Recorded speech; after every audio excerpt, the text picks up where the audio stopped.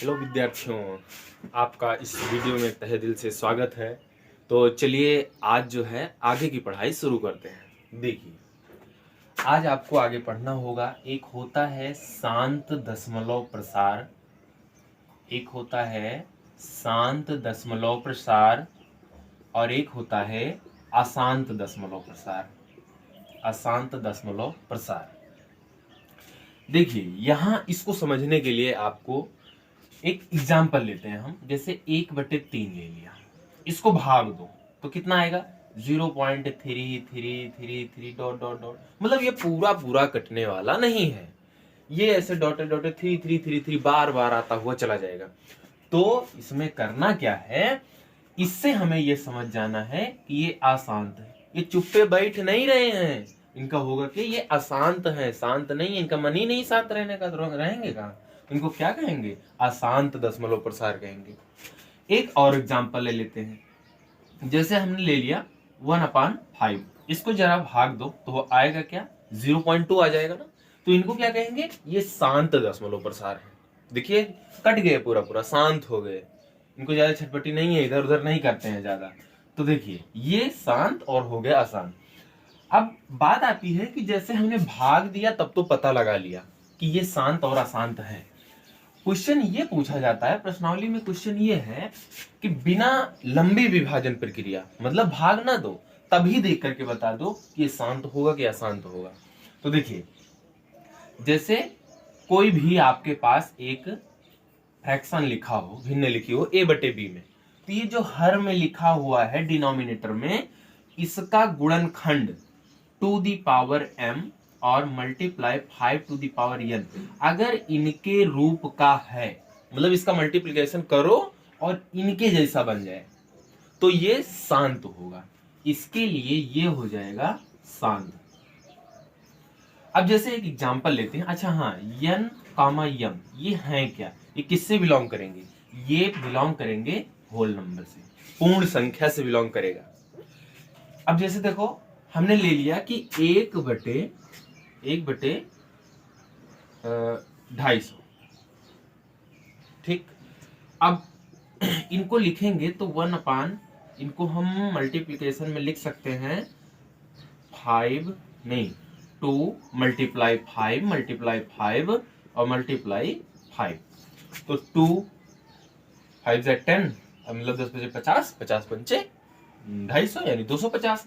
अब इनको अगर इनके रूप में बनाओ तो 1/2, 2 की पावर 1 हो गई, 5 की पावर कितना हो गई? 3 हो गई।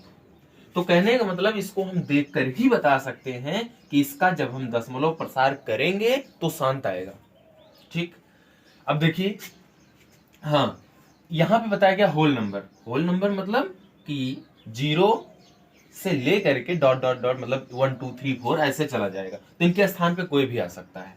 अब देखो, जैसे यहाँ पे है 1/15 ले लेते हैं जरा। इनका मल्टीप्लिकेशन करो डिनोमिनेटर का, तो 3 × 5 आ जाएगा। देखिए, ये तो हैं, बट इनका कोई काम नहीं है शांत होने में, तो ये दशमलव प्रसार अशांत होगा। अगर शांत आएगा तो या तो अकेले 2 का ही मल्टीपल होगा, या 5 का ही होगा, या दोनों ही होंगे साथ में। लेकिन अगर इन दोनों के अलावा कोई भी दिखा तो उनका दशमलव प्रसार अशांत होगा। बात आती है लिखेंगे कैसे आ जाए एग्जाम में। तो हम लिखेंगे कि चूंकि ये है 2n मल्टीप्लाई 5 के रूप का है। अगर है, अतः यह शांत होगा, अतः यह शांत होगा। बट अगर आप कोई मल्टीप्लिकेशन करो तो ये उसके रूप का तो है नहीं, इसमें तो 3 भी आ जा रहा है। तो क्या लिखेंगे? ये इस रूप का नहीं है, अतः इसका दशमलव प्रसार अशांत होगा। ये सारी चीजें इसमें पढ़नी होती। देखिए, पिछली प्रश्नावली में एक क्वेश्चन थोड़ा अलग करके पूछ लिया जाता है। देखो इसमें है क्या, इसमें पूछा गया है कि जैसे 6n, क्या ये कभी 0 पर समाप्त होगा? यन क्या है? यन बताए हैं वो किससे बिलोंग करता है? कैपिटल यन यानी नेचुरल नंबर। बिलोंग्स का मतलब होता है कि यन के स्थान पे रखोगे क्या आप। वही रखना है जो n में होता है। n क्या है? नेचुरल नंबर, और नेचुरल नंबर होता क्या है? 1 2 3 4 5 डॉट डॉट डॉट।